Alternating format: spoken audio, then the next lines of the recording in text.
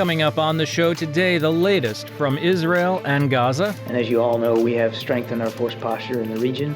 We're continually watching to make sure that any actor who might be tempted to jump in here knows that we will take very seriously our national security interests in the region. Plus, Turkey's president tries to thread the needle diplomatically. I think such statements basically symbolize that the rapprochement is over. I think that's quite clear, that this normalization process that started in 2022 is now over. And later, VOA is at the Jenin Refugee Camp, and King Charles heads off to visit a former colony. Today is Tuesday, October 31st, and this is VOA's International Edition.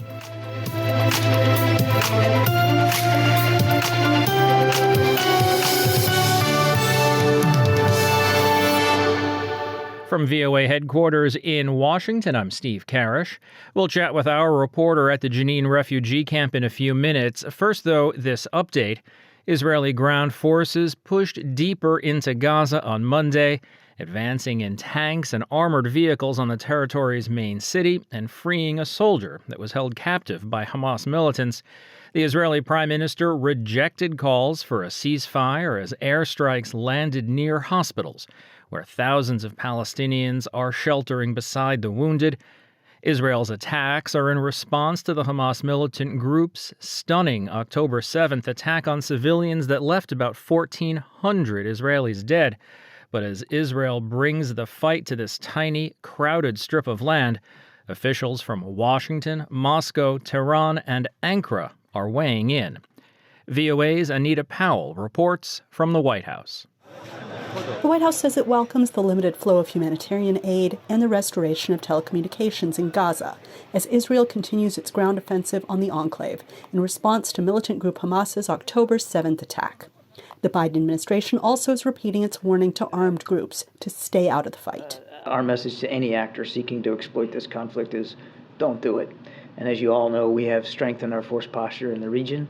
We're continually watching to make sure that any actor who might be tempted to jump in here knows that we will take very seriously our national security interests in the region, not to mention our obligation to protect our troops and our facilities that are going after ISIS in places like Iraq and Syria. But this conflict is also exploding in the court of public opinion. Hundreds of people stormed an airport in Russia's Dagestan region over the weekend, shouting anti-Semitic slurs over the arrival of a flight from Tel Aviv. Russia's president blamed the events on foreign interference, a move Kirby dismissed as classic Russian rhetoric. The events in Makhachkala last night were inspired, including through social networks, not least from the territory of Ukraine, by the agents of Western intelligence services. And Turkey's president has dug in on his disagreement with the U.S.'s classification of Hamas as a terror group and has shifted blame elsewhere. The West has the biggest responsibility for the massacre in Gaza. Iranian officials have piled on as well. That nation's foreign minister took to the rostrum at the United Nations last week to outline their view. Iranians have also protested on the streets. It has been 3 weeks that we have been witness to the war crimes and genocide of the occupying Israeli regime in Gaza and the West Bank of Palestine. The United States and several European countries have sided with the occupying regime of Israel without observing the UN Charter and international law. Kirby says the White House believes there's a fine line between disagreement and discord, and says the administration is vigilant over outbreaks of anti-Semitism. No, we believe in the right of peaceful protest, even if it's, espousing ideas we don't agree with. But nobody wants to see peaceful protest turn violent or turn dangerous, the way that this mob activity did in Dagestan yesterday. So it's of concern, and it's something that we'll continue to talk about with our allies and partners. But it's also something that increasingly the White House is facing at home, as protests, many supportive of Palestinians and critical of Israel, have bubbled up at major U.S. universities in recent weeks. Anita Powell, VOA News, the White House. As we've heard, Israel's military, having entered Gaza over the weekend, continues to push deeper into the enclave. And on Monday, Israeli forces entered the Jenin Refugee Camp in the West Bank as they search for suspects linked to Hamas. VOA's Rick Pantaleo spoke with correspondent Linda Gradstein in Jerusalem, who provides an update on the conflict. Israel has been saying for a while now that it could not eradicate Hamas solely with airstrikes, and that the airstrikes were only to prepare the ground for a wider ground offensive, which began over the weekend and intensified today. That means that tanks and troops pushed into northern Gaza. They got to the outskirts of Gaza City before withdrawing just a bit, and they were accompanied by continuing Israeli airstrikes. This is still not, however, the very large ground invasion that a lot of people are saying Israel is going to have to do if it really wants to fight Hamas. Hamas has a network of underground tunnels. They're holding 239 Israeli hostages. And that conflict, if they really want to continue to fight Hamas and to eradicate Hamas, as Israeli officials say, is going to take probably several months. And finally, Linda, Israeli forces on Monday stormed the Jenin Refugee Camp in the West Bank as they searched for suspects linked to Hamas. Yes, there was heavy fighting in Jenin. I mean, Jenin has been one of the flashpoints of violence between Israel and the Palestinians for a long time now.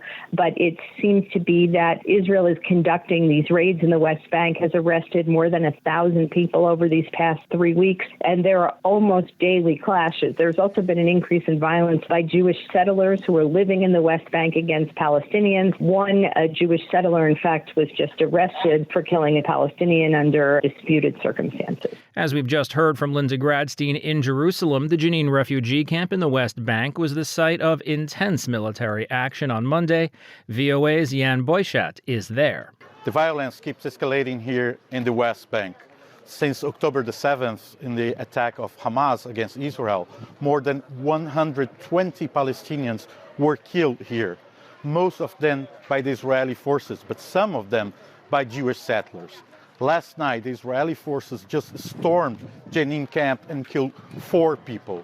Here you can see it's the entrance of the camp, and it was destroyed by Israeli bulldozers. In the last days, Israeli forces are attacking this camp, coming here to try to arrest people they say are linked to Hamas. Last Friday, they also attacked here. There were some confrontation, and 3 people were killed as well. At that day as well, the Israeli forces just destroyed a monument in honor of the Al Jazeera reporter Shirin Abu that was killed in 2022. I'm Jan Boychat from the Jenin camp for VOA News. And here are other stories we're following from around the world. President Joe Biden issued an executive order Monday on regulating artificial intelligence, aiming to manage the technology's risks. The order directs federal agencies to set new safety standards for AI systems and require developers to share their safety test results and other critical information with the U.S. government. Chinese President Xi Jinping said women have a critical role and must establish a new trend of family. This as the nation grapples with an aging population and a record decline in the birth rate. He added that it's necessary to actively cultivate a new culture of marriage and childbearing and strengthen guidance on young people's view on marriage, childbirth, and family. And the number of internally displaced people within the Democratic Republic of Congo has reached a record 6.9 million due to escalating violence, the UN said on Monday. The conflict between rebels and militias loyal to the government has intensified in the eastern province of North Kivu since early October. The UN's International Organization for Migration said many people who have fled their homes but stayed within the DRC's borders desperately need help to meet their basic needs.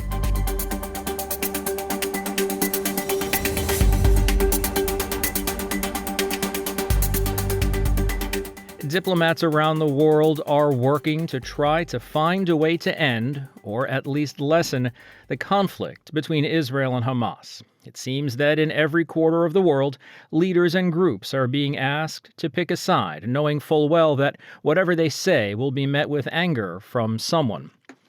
Turkish President Recep Tayyip Erdogan is facing a similar situation. Denounce Hamas as terrorists and lose the support of his base at home, or support Hamas as liberators and lose international support at a critical time. He chose to back Hamas at a recent rally, prompting Israel to withdraw its diplomats.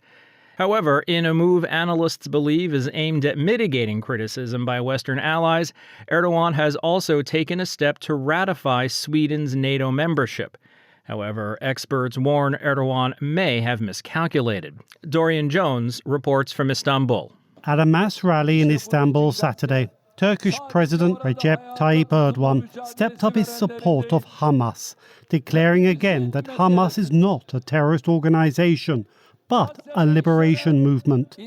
The Turkish leader went on to warn that Turkey may come in the night to Gaza, with the crowd chanting to send the Turkish military. In response to Erdogan's statements, Israel has recalled its diplomats from Turkey, setting back the country's newly restored diplomatic relations. Galia Lindenstrauss is an analyst with the Institute for National Security Studies in Tel Aviv. I think such statements basically symbolize that the rapprochement is over. I think that's quite clear, that this normalization process that started in 2022 is now over. Last month in New York, Erdogan met for the first time with Israeli Prime Minister Benjamin Netanyahu. In the aftermath of Hamas's attack on Israel, Erdogan initially toned down his rhetoric as he sought to play a mediating role.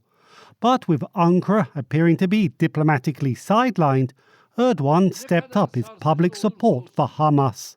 Columnist İlhan Üzgel for Turkey's Kısa Dalga news portal. He decided that it doesn't make any difference for his regional role, so he could play the domestic game instead of a futile attempt to be a mediator in this conflict. With opposition parties in Turkey protesting nationwide against Israel's Gaza assault, Erdogan's escalating rhetoric is also seen as an attempt to avoid being politically outflanked and to keep his religious base on his side.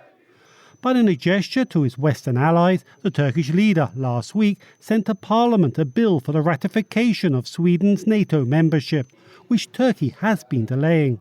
Some experts claim Erdogan is seeking to perform a balancing act. Sezin Öner of Politikyol news portal. There he plays for the public, the local electorate, and the Muslim populations, and he's also giving something to the West with Sweden's NATO membership. But I don't think that would work that way, because he's making very, very fiery statements, bashing the U.S., bashing Israel. It's going far beyond that. It's advocating Hamas. With Israeli forces stepping up their offensive in Gaza, experts say Israel has been measured in its response to Erdogan, with the priority being containment of the conflict.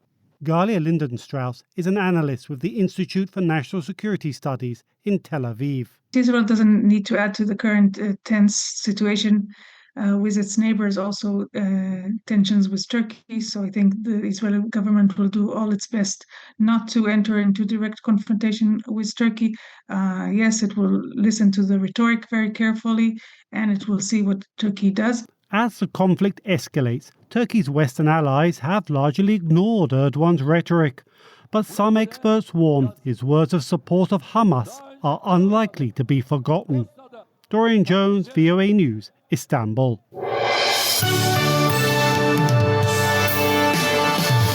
From Washington, it's VOA's International Edition. I'm Steve Karish.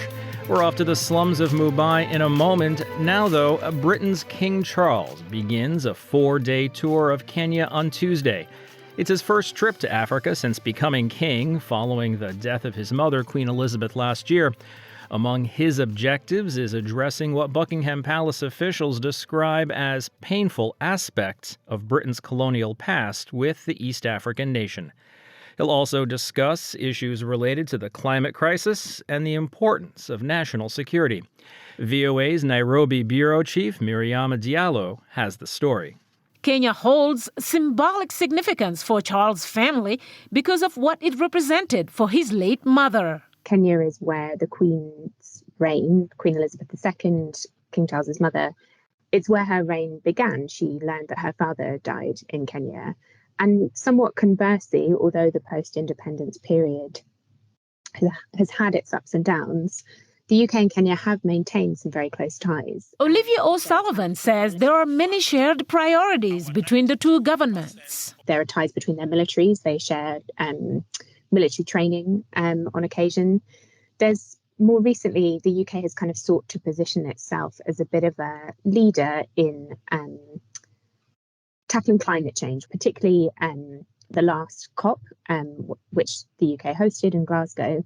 And Kenya too, President Ruto in particular, has sought a leading voice and a leadership role on climate change. King Charles and President William Ruto are expected to discuss the climate crisis, the importance of conservation efforts, and working together on national security, the King's Deputy Private Secretary, Chris Fitzgerald, said earlier this month. This trip comes as the African nation celebrates 60 years of independence from Britain. If we're to look back with the benefit of retrospect, we would say that the history that's shared between Kenya and the United Kingdom, in the very first part, is a very violent kind of memory. Javas Bigamba recalls Kenya's hard-fought struggle against British colonialism. There was the issue of picking up or taking up the land of the locals when Kenya was British protectorate from 1901, through the time of the struggle for independence, the Mau Mau struggle, where a number of Kenyans suffered in the hands of the British. 10 years ago, Britain apologized and agreed to pay compensation to thousands of veterans of the Mau Mau nationalist uprising in Kenya, which was brutally suppressed by the British colonial government in the 1950s. The Kenya Human Rights Commission estimated that 90,000 Kenyans were killed and 160,000 detained. King Charles will spend 4 days in Kenya, 2 in Nairobi and 2 in the coastal city of Mombasa. While in Nairobi, he'll meet with President Ruto, tour Uhuru Gardens, and attend a banquet at the State House, among many other planned activities. Mariama Diallo, VOA News, Nairobi. And finally today, in India's financial capital, Mumbai plans to revamp one of the world's largest slums into a modern city hub has raised concerns about how the redevelopment will impact the livelihoods of tens of thousands of people. But there's also optimism about improving conditions for those living there. Anjana Pasricha spoke to residents in Dharavi, the Mumbai slum that was featured in the movie Slumdog Millionaire. Abdul Qadir Ansari aspires to develop this tailoring workshop into a bigger business. He opened it 4 years ago in Dharavi in Mumbai. But an ambitious $3 billion plan to pull down the world's largest slum and resettle residents in buildings worries him. Ansari says his workshop in Dharavi will have to close during rebuilding. He does not know if he will be given an alternate place to run his business. The government has awarded a contract to the Adani Group to overhaul Dharavi, which sprawls over 250 hectares of prime real estate in the heart of Mumbai. The slum is home to 1 million people. After residents are relocated, residential and commercial complexes are expected to be built on the space that is freed up. Some, like Dharavi resident Pramod Khade, are optimistic about exchanging their dismal living conditions for modern flats. He says his father and great-grandfather stayed here, but his generation dreams of living in a building. But many feared that Dharavi's revamp could cost them their livelihoods. Over decades, hundreds of workshops have sprung up in narrow alleys and courtyards, making products such as leather bags and pottery. These informal businesses produce goods worth an estimated $1 billion. Potters say they need open spaces to work. Pottery shop owner in Dharavi, Jaya Behen worries about how her family will manage if its pottery business has to shut down. She says people like her cannot get jobs and no one will employ her at this age. She is not educated and only the educated get jobs. Entrepreneur Megha Gupta works with leather craftsmen in Dharavi. She has organized workshops to improve their skills, and her online platform helps them access more customers. People over here work to survive. They're not really thriving. It is because they work on very low margins. Gupta is confident that Dharavi's redevelopment will involve resettling the businesses. You cannot take 1 million people out of their place and tell them, okay, just go work somewhere else. They are considering it. But it's going to be a difficult project. Nowhere in the world something like this has happened. Residents say they have not been consulted so far about the proposed revamp. They are clear about what they want. Leather craftsman Satyavan Maruti Kamble says there is a workshop on top of every house in Dharavi, so the development must ensure that they have homes and workplaces. Tailoring workshop owner Ansari has similar concerns. He says Dharavi is a very central place for his work and his main market. He is tense because he could be relocated out of Mumbai. Those tensions will persist for many until they know what the future holds. Anjana Pasricha, VOA News, Mumbai.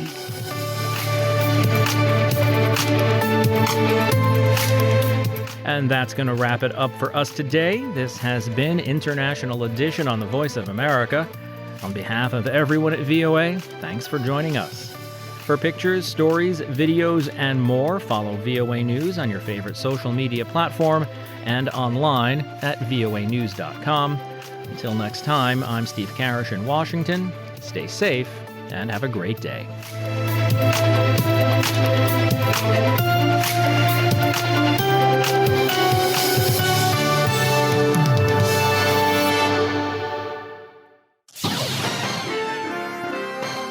Next, an editorial reflecting the views of the United States government.